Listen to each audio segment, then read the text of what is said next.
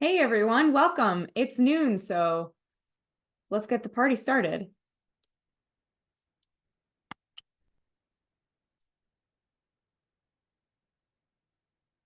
All right, welcome everybody.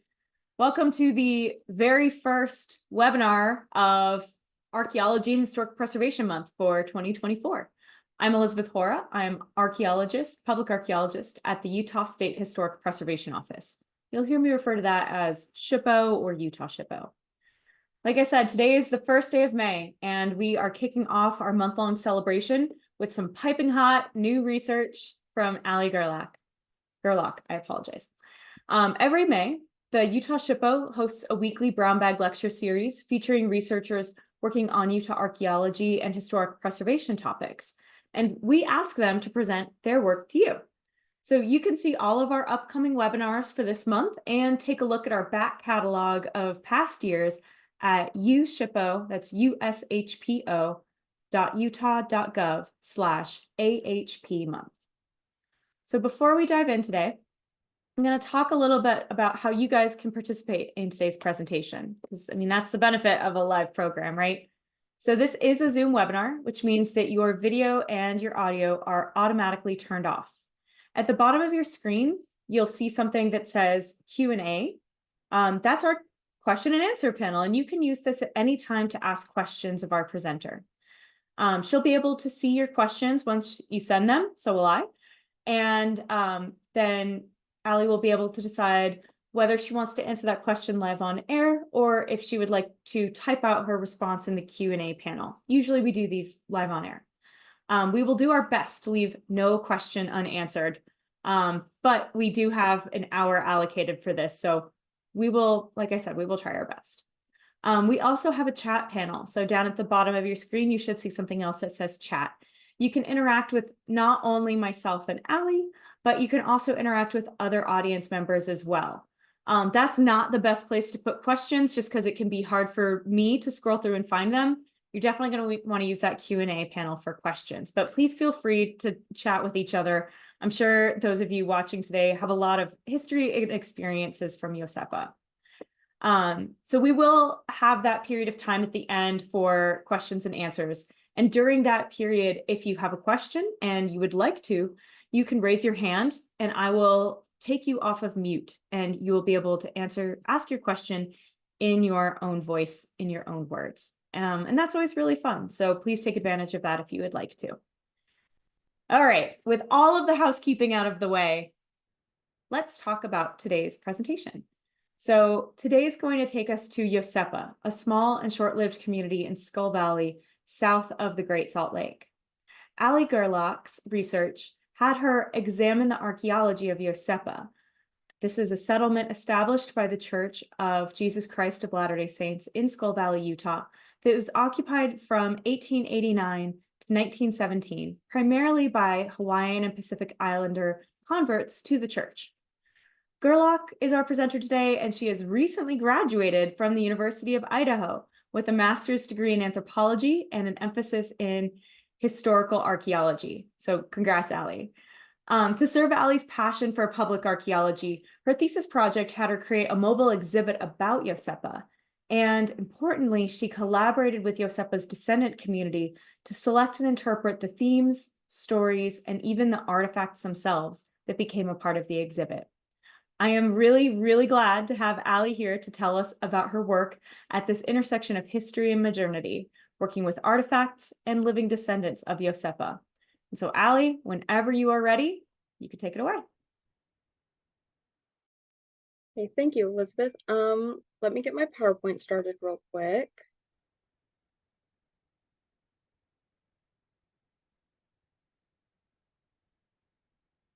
There we go. Things around so I can see my PowerPoint.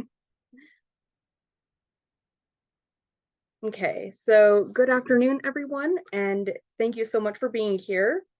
Like Elizabeth said, my name is Ally Gerlach. I have always known I wanted to be an archaeologist, and I'm passionate about bridging the gap between archaeology and the public, as well as telling relatable and inclusive stories about the past. My thesis project involved the creation of and display of a mobile artifact exhibit for the annual Memorial Day celebration in Iosepa, Utah.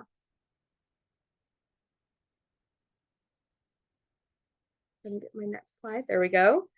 This gathering takes place at a pavilion by the Iosepa Cemetery, not at the former town site where archaeological excavations occurred, and includes not only members of the Iosepa descendant community, but also members of the Hawaiian and Pacific Islander communities in Utah. Goals of this celebration include providing a time and place for members of the Pacific Islander community to gather, pay respects to those who lived in Iosepa, and to learn more about Iosepa. With this in mind, my exhibit was intended to offer an archaeological connection to this community's heritage. As a quick plug, this year's Memorial Day celebration will be taking place on May 25th and 26th out at Iosepa, and I'd highly encourage anyone interested to attend. I'm excited about the opportunity I have today to share more about my thesis project and how collaboration and community involvement increases public knowledge about archaeology and accessibility to archaeology, while in turn increasing archaeology's inclusion of a variety of narratives, perspectives, and interpretations of the past. Now, before I begin, I would be remiss if I didn't thank and acknowledge those who made my thesis project and in turn this presentation possible. First, I'd like to thank the John Calhoun Smith Fund and the Roderick Sprague Endowment, which provided the funding for this project. I'd also like to thank Brigham Young University's Museum of Peoples and Cultures, as well as the University of Idaho's Asian American Comparative Collection for all of their help. Additionally, I'd like to thank George, Charmaine, and the entire Iosepa descendant community for their hospitality and willingness to collaborate with me on this project. I'd also like to thank the members of my thesis committee, Drs. Kat Eichner, Benjamin Pickles, and Mark Warner. Finally, I'd like to thank my family for their endless support throughout this project. Now, to set up this talk, here's a quick rundown of what this presentation will include. First, to provide some background to the display boxes I created for the Iosepa Memorial Day celebrations, I'll describe a brief history of the Iosepa settlement, as well as the archaeological excavations that have occurred there. Next, I'll discuss what public archaeology is and how I used public archaeology in this project. Then I'll talk through the display boxes, the artifacts they contained, and the stories they told. Finally, I'll discuss the results of this project and how collaboration through public archaeology increased not only the accessibility of archaeology, but knowledge about archaeology and our connections to the past. Okay, so let's get started. Iosepa was a settlement established by the Church of Jesus Christ of Latter-day Saints in Skull Valley, Utah. It was occupied from 1889 to 1917 and at its peak had 228 occupants. This settlement is unique, however, as the majority of the residents were from Hawaii, and the town was established during a time period when those who joined the church were encouraged to gather to Zion or to move to Utah. Iosepa, which means Joseph in Hawaiian, was named after Joseph F. Smith, who served as a missionary in Hawaii and later became president of the church in 1901. The town was modeled after the plat of the city of Zion, which features a north-south and east-west grid system of streets and a centralized public square, a common feature to church settlements from this time period. A difference from the other towns using this plat, however, is that the east-west avenues were named after Hawaiian places and the north-south streets were named after prominent people, including individuals and families at Iosepa or Latter-day Saint scriptural figures, thereby customizing this standardized town plat to the Pacific Islander occupants. Through this, we see an interesting interaction between both religious and cultural identity through the town's Euro-American built environment and the usage of Hawaiian language. It is speculated that Iosepa's closure in 1917 may have been due either to a leprosy outbreak, of which there were 3 cases after Iosepa's establishment, residents not acclimating to Utah's climate, or the businesses at Iosepa not being profitable. Some scholars have posited that the settlement ended because of the 1915 announcement of the building of the Laie Hawaii Temple by Prophet Joseph F. Smith. Iosepa's occupants may have returned to Hawaii in order to assist with the building of the temple, as well as to participate in genealogical work to complete temple ordinances for ancestors. Additionally, it is reported that President Smith worried that the next president of the church would not have the same level of concern for Hawaiian interests that he had, and that Iosepa wouldn't get the same consideration it had been getting during his presidency. After the residents left Iosepa, the land was sold to the Deseret Livestock Company, and since then, all of the buildings have been removed, leaving only foundations. There have been two archaeological investigations at Iosepa, one in 2008 and the other in 2010, both of which were led by Dr. Benjamin Pickles in association with SUNY Potsdam. In 2007, before excavations took place, Dr. Pickles gave a presentation at the Hawaiian Cultural Center in Midvale, Utah, as a type of town hall meeting. This meeting was intended to acknowledge and resolve concerns that the descendant community expressed about a person outside of their culture doing this type of invasive work on land that is considered sacred because of the iwi kapuna, or the bones of their ancestors, being buried in the earth of Iosepa. During his presentation, Dr. Pickles had a slide showing the names of some of the residents who owned lots in the town site, including John Mahoe. John Mahoe's grandson, George Sadowski, was in the audience, and after the presentation, George approached Dr. Pickles. From this interaction, the Mahoe family's house lot was selected as the main subject of Iosepa's archaeological investigations. To mitigate the work taking place on sacred ground, the community decided to do an Ally ceremony before any excavations commenced. The ceremony took place in the morning and involved chants as well as gifts of decorated gourds filled with traditional foods from Hawaii, the purpose of which was to ask for forgiveness from the ancestors. The 2008 excavation resulted in the location of a privy, from which various artifacts were recovered, including bottles, tablewares, and a tea set. It was later determined that the majority of these objects were deposited when the Mahoes left Iosepa in 1917. The subsequent 2010 excavation focused on the foundation remnants of the house lot. Artifacts from both excavations are housed at Brigham Young University's Museum of Peoples and Cultures in Provo, Utah. Now, with this background of Iosepa in mind, we can discuss how I came to this project. I first heard about Iosepa in a guest lecture at my undergraduate program from Dr. Pickles. I was amazed that there was a settlement with such a unique history that existed just over 100 years ago, and within 100 miles of where I lived my entire life, and that I'd never heard about it. With this in mind, I started to shift in my own studies to have an increased focus on public archaeology, because if as an archaeologist I'd never heard about Iosepa, how could I expect the general public to be able to learn about it? As I moved to my graduate program at the University of Idaho, I reached out to Dr. Pickles, who made me aware of the opportunity to create an exhibit in collaboration with the Iosepa descendant community.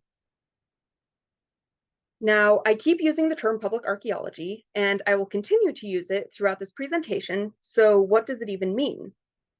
First, we need to break down the term. Archaeology is the study of past people and cultures. Archaeologists use the material record, or the things people leave behind, to learn about the past. Usually, archaeologists recover these objects, which we call artifacts, by digging in the ground, and a collection of these artifacts is called an assemblage. By using an assemblage, archaeologists learn stories about the people who lived at a location or a site. Archaeologists also use oral histories, pictures, and other written resources, called archival research, to reconstruct the stories of the past. With an understanding of what archaeology is and what an archaeologist does, we can move on to the next part of this term, the public. I use the public to refer to the general populace, individuals who do not have training in archaeology or archaeological methods. Further narrowing what the public can be, stakeholders are individuals or groups that have a vested interest in the work being done and will be directly impacted by the project's implementation, results, and publication. In the case of my project, the Iosepa and Mahoe family descendant communities, two of the groups I collaborated with throughout my thesis project, fall into this subset of the public. The Iosepa descendant community remains closely tied to the town site and the history and stories that took place there, regularly visiting the townsite cemetery, and having an annual Memorial Day celebration.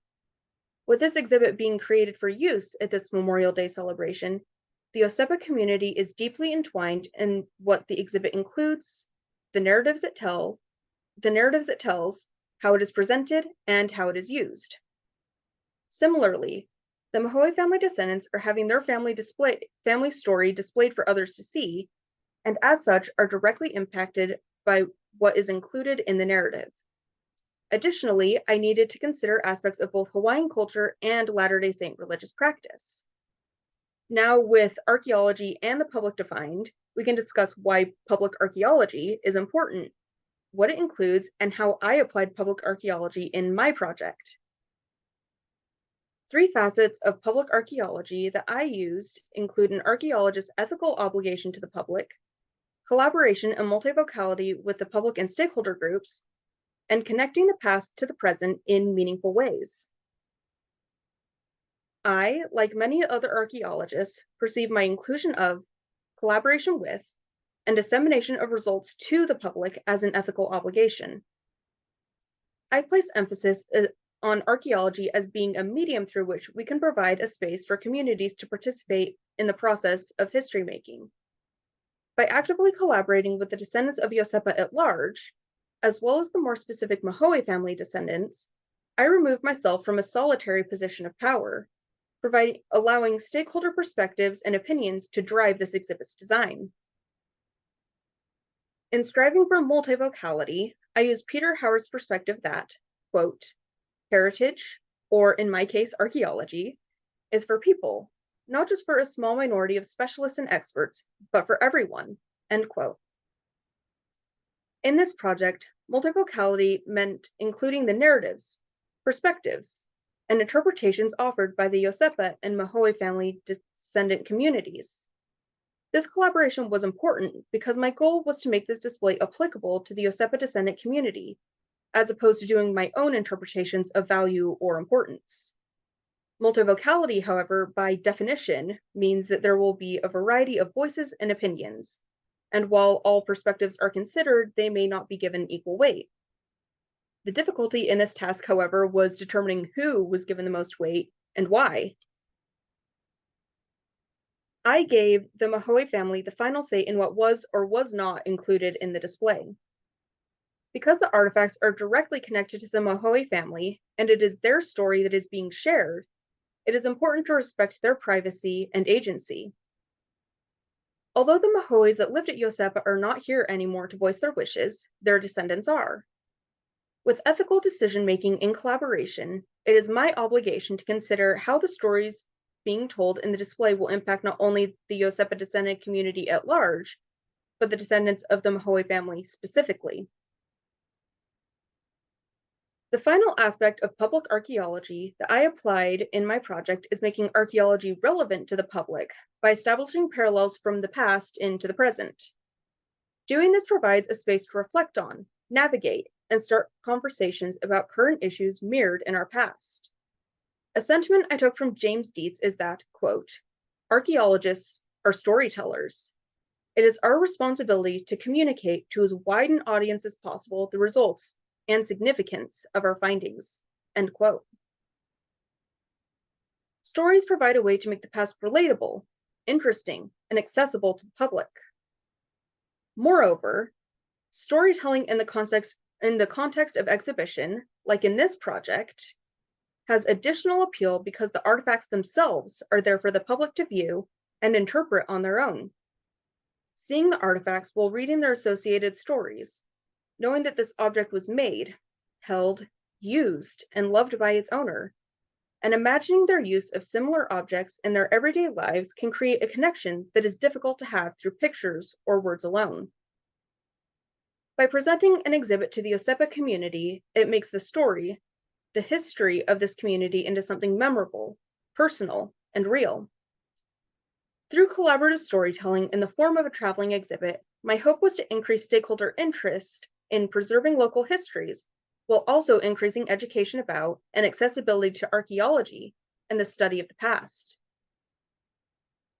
Building on multivocality and collaboration, I'd like to talk more about how foundational collaboration was throughout this project. From the beginning of the project, I collaborated both with the Iosepa descendant community through the Iosepa Historical Association Board and descendants of the Mahoe family, as well as the Museum of Peoples and Cultures in Provo, Utah. My collaboration with Paul Stavast at the museum involved determining the building materials and dimensions of the display boxes. Beyond this logistical collaboration, museums and their associated archives are traditionally viewed by archaeologists as a repository for artifacts once the archaeological work is done. As repositories, museums house collections that have already been excavated and cataloged, but these resources often remain underutilized past their initial analysis and interpretation, and are often inaccessible to the general public. However, museums have the know-how and resources to communicate with and present information to the public. When considering the archaeological collections under their curation, museums are the perfect partner to collaborate with for public archaeology.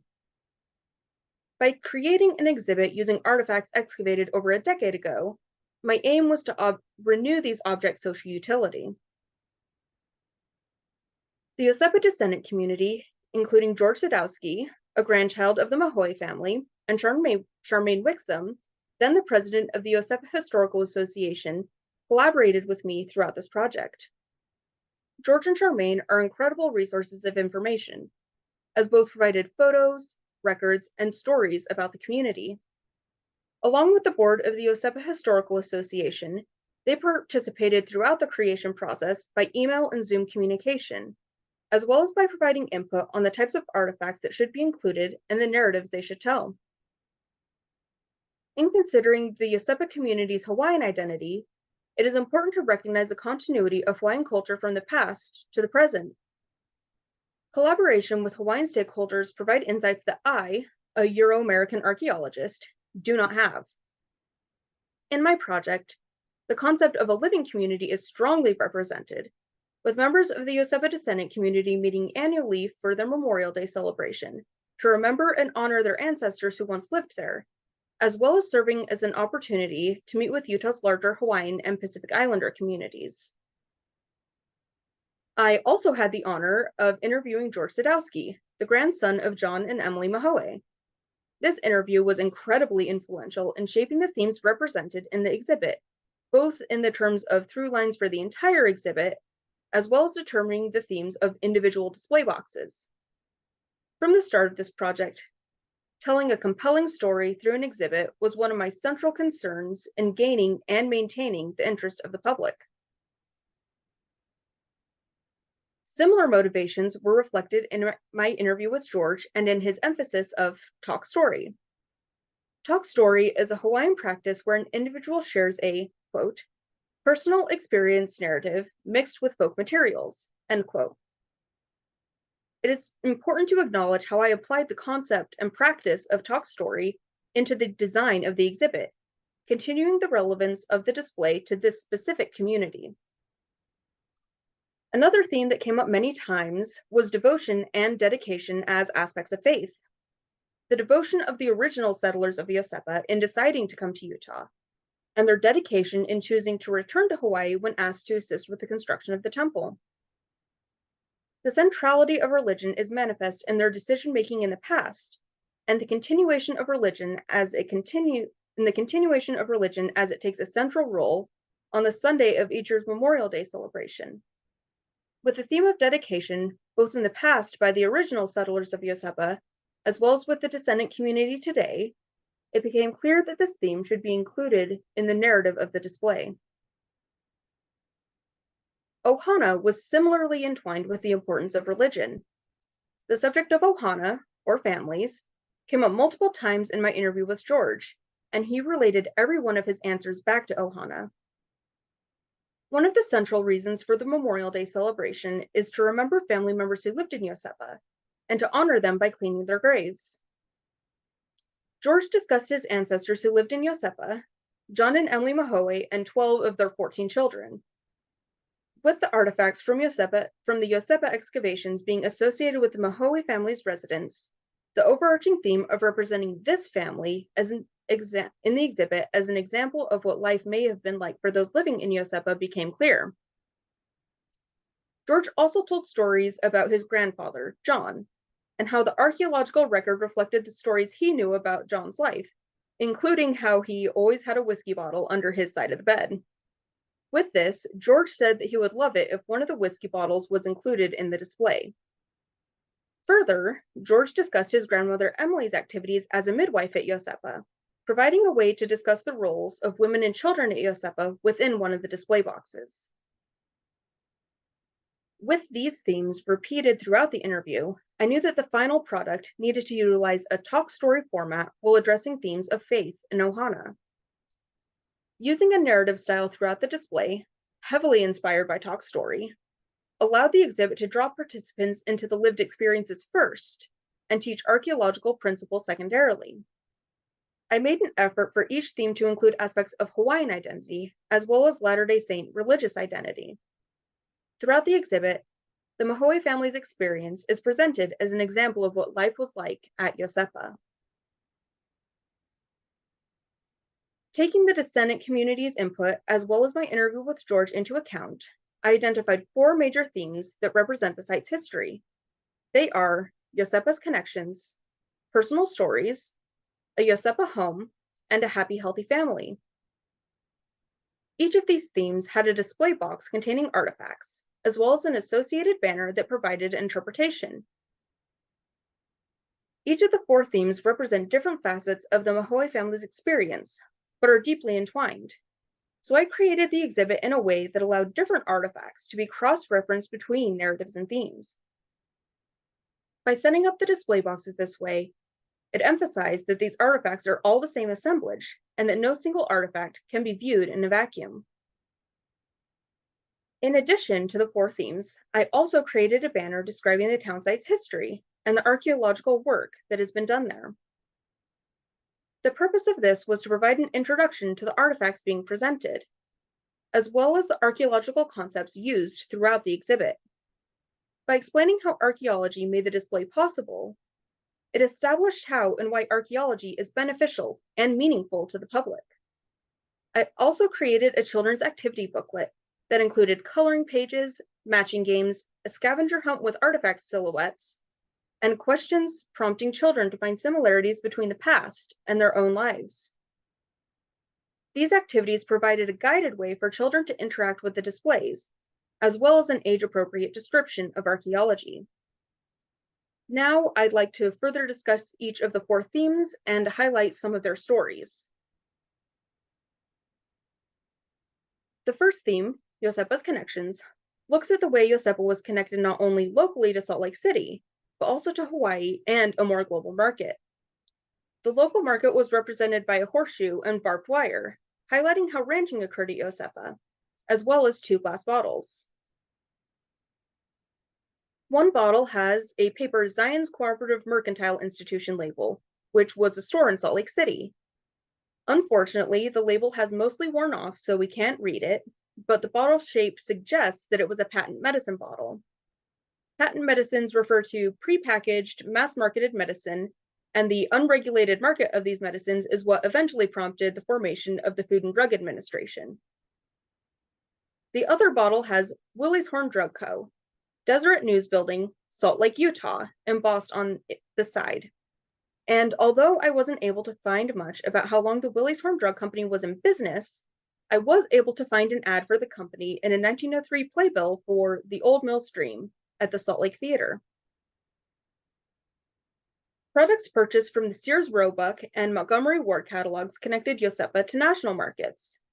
Items from the eastern United States included dishes, medicines, and foodstuffs produced in Ohio, Pennsylvania, and Kentucky. There were 2 ceramic maker's marks that I could trace, one for a The Angelus style plate by Homer Laughlin, a company based in Ohio, and the other for Chester Pottery Co. from Pennsylvania. Something I love about historical archaeology is that with specific marks or brands like this, we can really narrow down the date range of when an artifact was made. For instance, The Angelus style dishes were only produced from 1905 to 1916. And the Chester Pottery Co. was only open from 1894 to 1899, a 5-year window. Medicine in the national market was represented by the large glass patent medicine bottle seen on the left that has William R. Warner & Co., Philadelphia, embossed on the front. And foodstuffs was where the whiskey bottle made its appearance, represented by an old Sunnybrook bottle from Kentucky.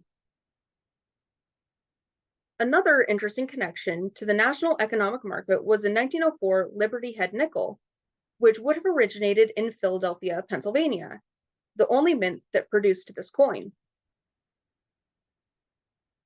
There are 2 artifacts that represent a connection to Hawaii: a shell carved into a heart that was once painted but is too faded to see now, and a perforated cowrie shell that would have been worn. Because these objects are on display at the Church History Museum in Salt Lake City, I included them as pictures on the banner. Lastly, an interesting set of artifacts representing the global market are 3 ceramic artifacts from Japan. Working with the individuals at the University of Idaho's Asian American Comparative Collection, we were able to determine that 2 of the vessels were created specifically for export to Euro-American markets: the red picture transferware seen on the left and the hand-painted plate on the right. Intriguingly, the 3rd artifact, this Hanakarakusa, or scrolling grass and flowers, pattern bowl, was more commonly made for domestic use within Japanese homes. This artifact in particular raises questions about how Iosepa was connected globally and how this artifact made its way to Iosepa. Was it acquired in Hawaii prior to the Mohoe's move to Iosepa? Or perhaps it was purchased, traded, or gifted in Salt Lake City from a Japanese immigrant? Or maybe it reflected a blending of Japanese and Hawaiian culture. In addition to the economic connections, trade was also established between this settlement and other Latter-day Saint settlements, emphasizing how the town's founding, physical design, and eventual closure were all directly influenced by its religious connection.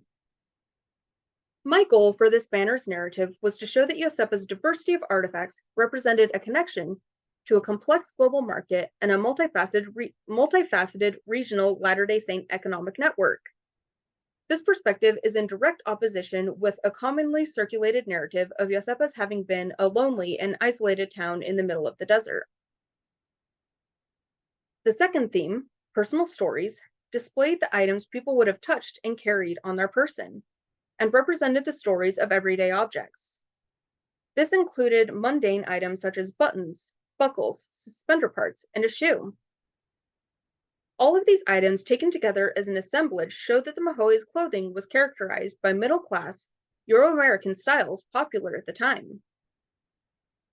Additionally, I included more eye-catching items, like parts of a pocket watch, a harmonica, a silver makeup compact, and pieces of jewelry. One of the artifacts that stood out to me and the members of the descendant community the most is an ice skate. Yes, Hawaiians seem to have taken up winter sporting in the Utah desert. Especially intriguing to me in this collection were 3 artifacts sporting a 3-leaf clover motif, one being the ice skate I just mentioned. There was also a copper ring with a clover design and a silver-plated 3-leaf clover brooch. People commonly purchase items because they symbolize personal affinities. And interestingly, the Ihi Ihi Lawakea plant, a fern native to Hawaii, has clover-shaped leaves. Perhaps these items were a way for the Mohoe's to reference their Hawaiian heritage. The narrative in this banner focused on humanizing Iosepa's residents and making the past relatable, particularly by focusing on the similarities between people then and now. I included descriptions of activities and trends that continue today, such as choosing fashionable clothing or doing fun activities like playing games and music. Lastly, this theme introduced the Mohoe's as a family, including a family kinship chart to humanize the stories told by the artifacts. The third theme, a Iosepa home, looked at the things people had in their residences and what made these spaces a home. The display box itself included artifacts associated with the dinner table, such as a plate, spoon, cup, and part of a salt shaker lid. Other artifacts represented as photos on the interpretive banner include a lotus lamp, lock face plate, glass bottles, and part of a tea set from the Chester Pottery Co. that I mentioned earlier. An assemblage of artifacts that show the connection between foods eaten at the historical Hawaiian Pioneer Day celebration and the current Iosepa Memorial Day celebration include peach pits, a baking soda lid, a mason jar, a mixing bowl, parts of a stove, and a pie weight, which are all elements in making a peach pie. This banner also included pictures of animal bones, showing the continuity of traditional Hawaiian foods such as pig, fish, and dog. But where were they getting these traditional food items from? Iosepa's residents participated in hog raising, as well as creating ponds and stocking them with fish. While many foods were acquired from the general store or shipped in from Salt Lake City, each house lot had a garden, in addition to a community orchard of fruit trees that was planted for Arbor Day in 1899. This aligns with the Latter-day Saint ethos of self-sufficiency and self-reliance, and this theme included artifacts like mason jars for food canning and storage, and a gardening hoe to maintain these spaces. Something I love about doing archival research, interview, and archaeology together is that when the archaeological record aligns with and adds to the history we already know. And here we can see a picture of young Annie Mahoe in her family's garden at Iosepa. This display conveys a narrative of Iosepa's similarity to today, providing an approachability to the discussion and exploration of the past. The final theme was a happy, healthy family, which focused on the women and children at Iosepa, as well as aspects of personal hygiene that speak to moral and scientific mothering practices with artifacts like a straight razor and comb. Additionally, a marble and a doll eye were included, displaying how childhood play was meant to teach kids the skills they would use in adulthood. Playing marbles fostered boys' future participation in economic competition, and dolls simulated childcare and motherhood for young girls. Especially intriguing to me was a Hygiea nursing bottle, safety pins, and a Vaseline jar. When George shared his family history with me, I learned that Emily Mahoe, his grandmother, not only had 12 children of her own while living in Iosepa, but also worked as a midwife at the settlement. When Iosepa resident Emily Clough went into labor, she was attended by 3 midwives to help with the birth, one of whom may have been Emily Mahoe. In addition to assisting with labor, midwives fed and pampered new mothers, taught them how to care for their babies, and offered them spiritual guidance. Items like Vaseline were used in all aspects of labor, delivery, and postpartum aftercare of both mother and baby. Midwives also taught new moms about lactation, bottle feeding, and proper diapering methods. While community may be discussed in stories about the American West, women and children are regularly portrayed as background or supporting characters rather than centralized. This exhibit theme was a meaningful and purposeful effort to tell a more inclusive and nuanced story about the variety of experiences artifact assemblages represent.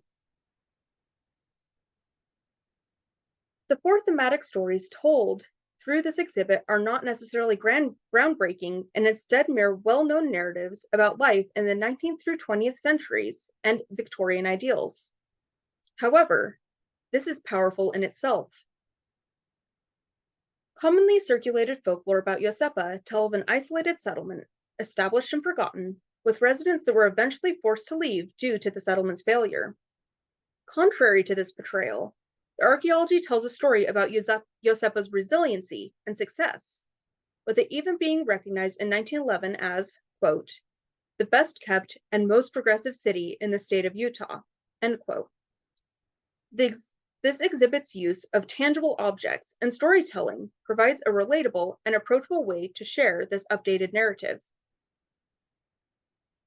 In May 2023, I took the exhibit to the Iosepa Memorial Day celebration. The main festivities take place on Saturday, and it was during this time that the exhibit was set up in the pavilion. At the height of the celebration, I counted 500 individuals in attendance, but when I spoke with another attendee, they reported a count of approximately 1,500 people visiting the celebration throughout the day on Saturday.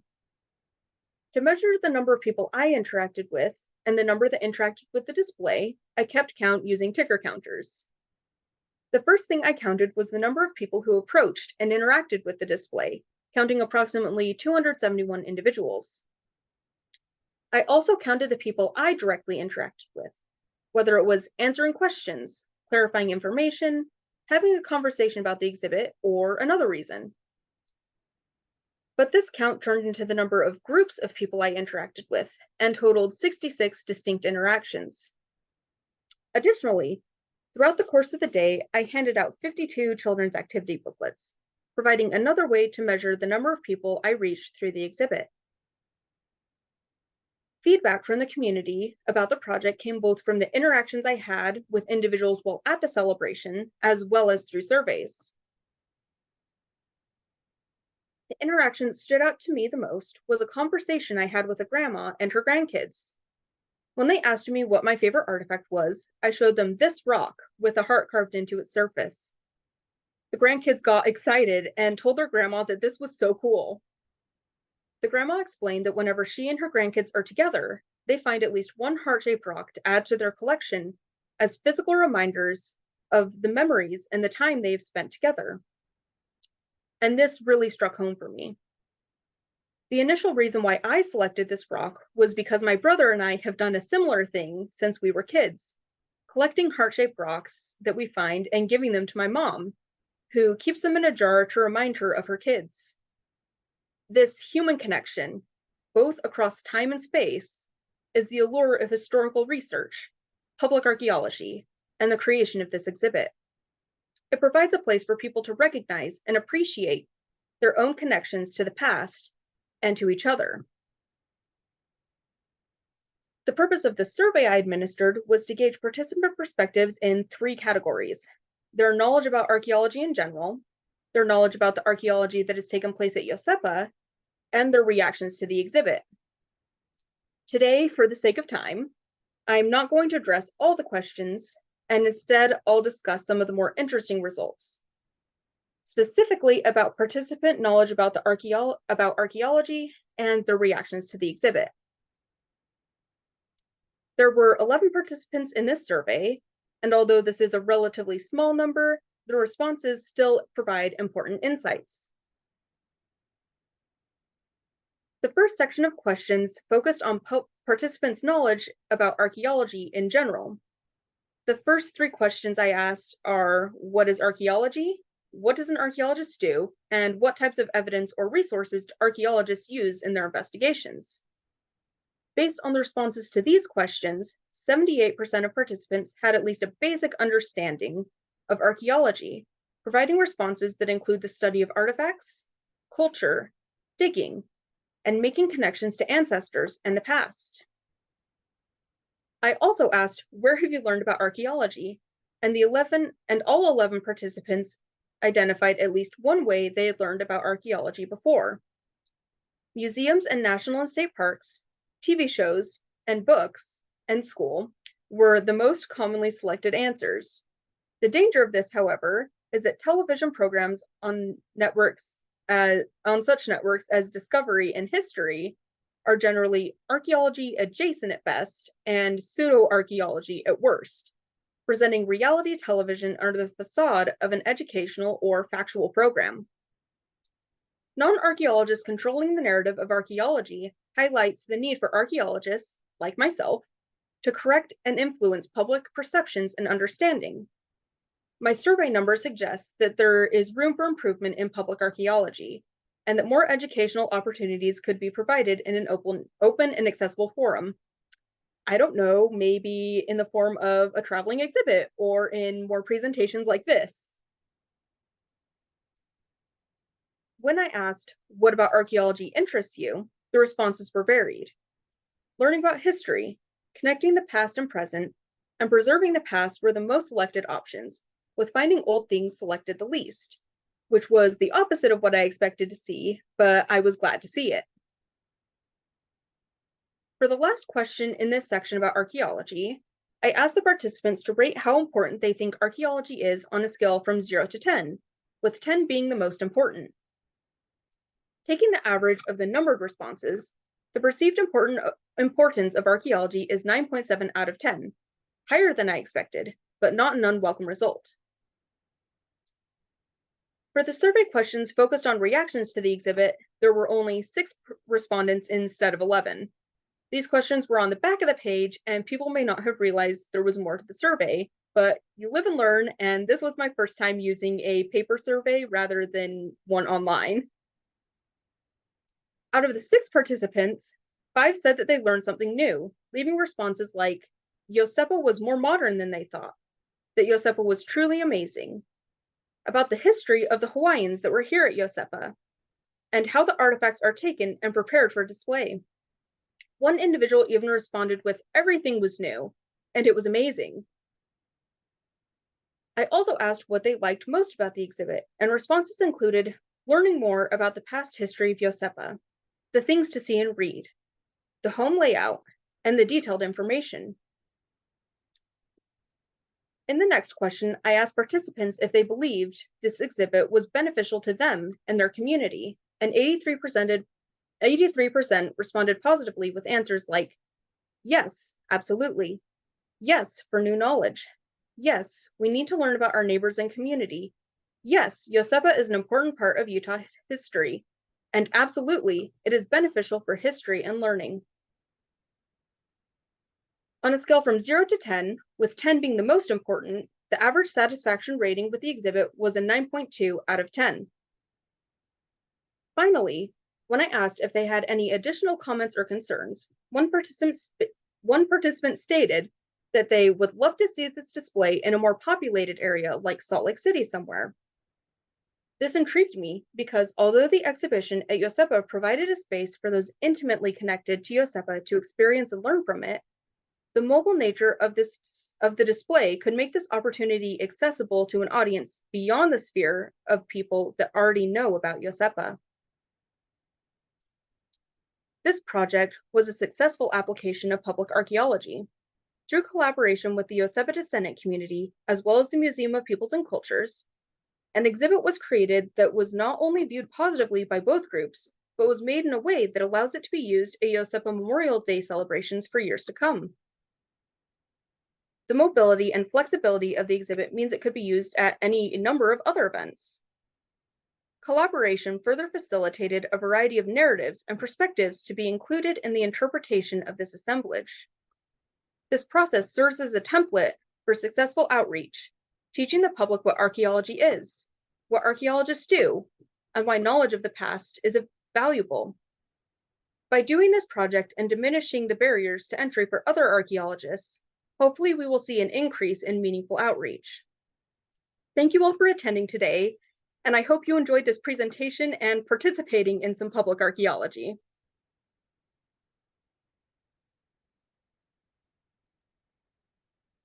Thank you so much, Ally. That was a really well-designed research study. That must have taken you a minute, huh? It did. Thank you. Yeah, no, that from soup to nuts. I mean, from, learning about Iosepa and the folks who were there to showing people the exhibits that you've designed and then getting that survey reaction. That's a lot of work. I mean, you probably had an internal review board for that. Yes, there was an IRB process. Congratulations. So we do have a few questions coming in. A really good one in the chat is someone asked if they could have your contact information. So I'll let you deal with that separately. Okay. If you want to connect with anybody. David Yoder, who I presume you know, asked, now that you are done with your master's degree, congratulations, what are your future plans as a historical archaeologist? Yeah, so I currently have, an upcoming internship at the Church History Museum in Salt Lake City that I'm really looking forward to doing more of that curation side of it. But following that internship, I'll be on the market. I'm looking at museum jobs and public outreach, as well as, archival jobs and that, like, curation. Yeah, I would love it if someone with your background and skills were able to stay close to home, but I know that museum professionals do roam around quite a bit, so Hmm. but I'm sure that you will be snatched up with no time.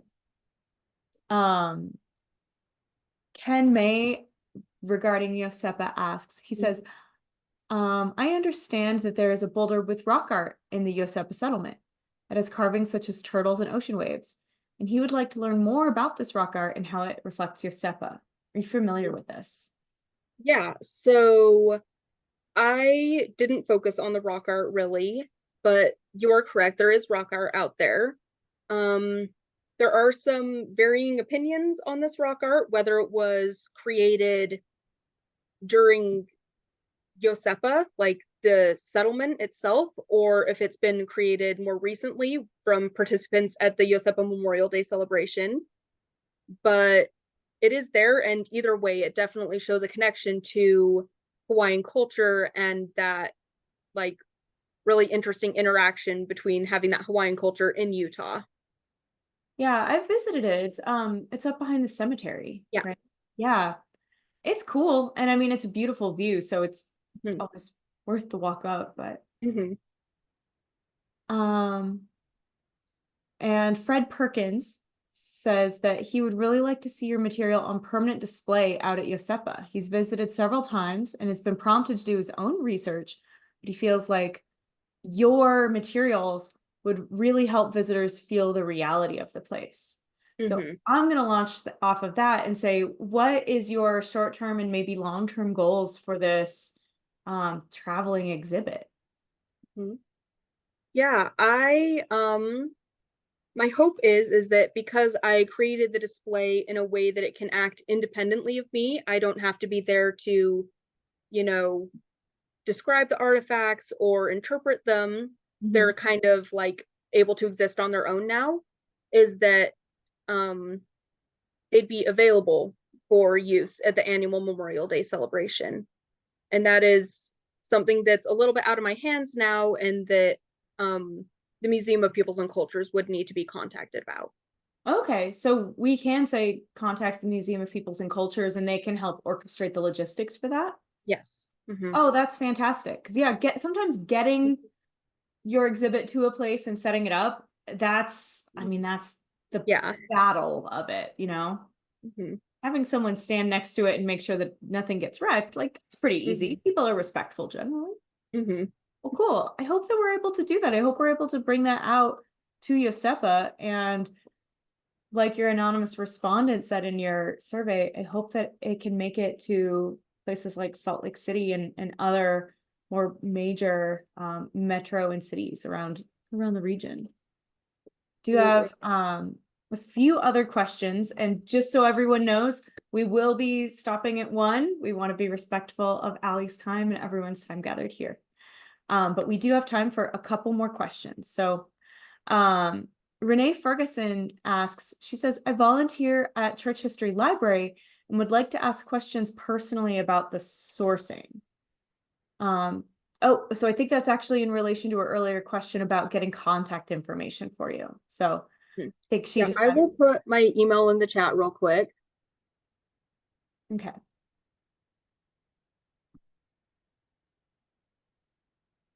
Okay, there we go. Oh, thank you. And then we do have a couple of other things earlier in the chat. Someone reminded us that any member of the Iosepa board will need to be in contact if any exhibit is on display during Memorial Weekend. So Mhm. as we're talking about logistics, if anyone who is watching here is inspired to bring this out, please get into contact with the Iosepa board and the Museum of Peoples and Cultures kind of at the same time. Mhm. Obviously, we would like to figure out ways to do this, I'm sure, as a community, but we want to do it the right way. Mhm. Um, Ryan McGrath asks, what should be the role of archaeologists in public archaeology to reconcile the differences or fill the gaps between interpreting the material record, historical documents, and descendant communities?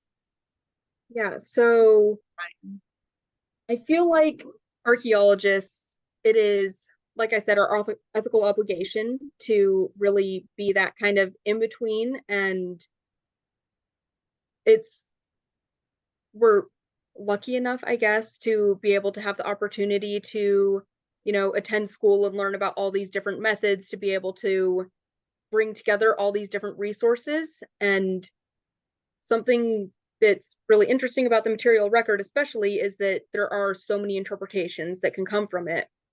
And Mhm. that's why using those multiple resources really is important so that you can get an interpretation of the artifacts.